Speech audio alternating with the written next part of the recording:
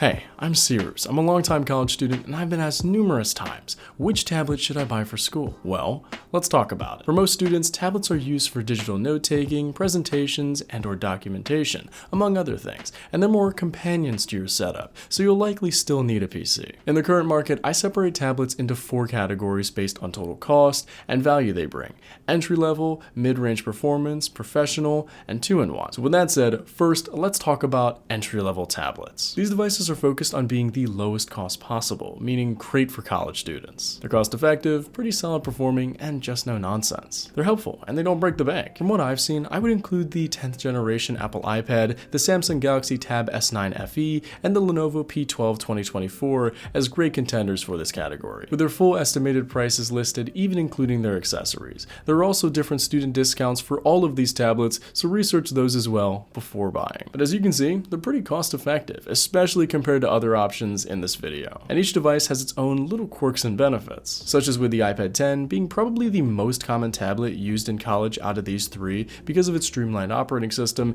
and integration with the Apple ecosystem, so it works really well with other Apple devices. While the Samsung Tab S9 FE and Lenovo P12, although a bit rarer to find, are still fairly common and have that benefit of the customizability of Android, so you can make your tablet really your own. Comparing these 3, it really is your choice. Most go for Apple, but others have been able to rock the Android tablets just fine. But overall, in this category, I think these are the best tablets for most of you out there. If you're using a tablet for the first time and/or you're on a tight budget, I mean, who isn't in college, it really is a good idea to just get the budget-friendly options. Because if you didn't actually like digital note-taking or just working with a tablet for a little while, you won't lose a ton of money, especially compared to the other tiers. On top of that, they're also not bad performing at all. Unlike the entry-level options of other devices, you're actually not missing out on a ton with these cost-effective tablets. It's just that the higher tier options have a bit more to offer at a higher price. So let's move up a tier. Now I will say, if you want a tablet that is more future-proof,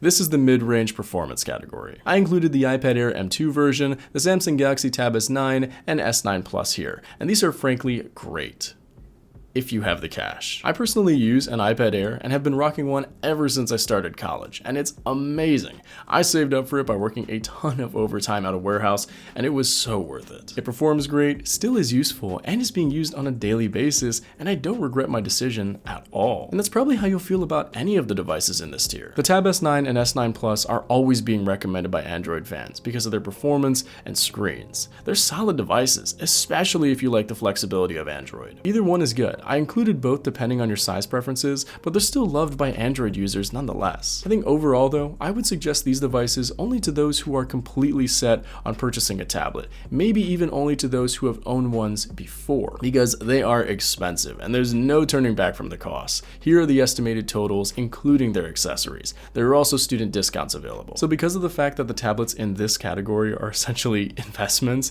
I would say you really need to see whether it's worth it for you. Take a look at the prices and see whether the performance jumps from the entry-level options are worth it, because for some, they are. For instance, the iPad Air is a pretty reasonable upgrade from the iPad 10, meaning that many of you might consider it because it has double the storage and a far better processor, but that comes at a higher premium, so keep that in mind. And speaking of premium, let's move to the most expensive category, the professional tablets. These are the iPad Pro and Galaxy Tab S9 Ultra, and although they are really expensive, they actually do serve a purpose for some individuals. For solely school though, probably not. I'd recommend these expensive tablets to those who have used other ones before and could benefit from the extra performance and future-proofing for their work. That includes professional digital art, video or photo editing, and maybe really intense gaming. But for most of you, the mid-performance tablets would suffice for those needs. But going back to the professional devices, there are a lot of different quirks that these 2 tablets have, such as the Galaxy Tab S9 Ultra having Samsung DeX, which when you connect the tablet to a monitor, it can turn into a somewhat PC, which can be super helpful for certain tasks, although not a full computer replacement. But its processor and form factor can really make it seem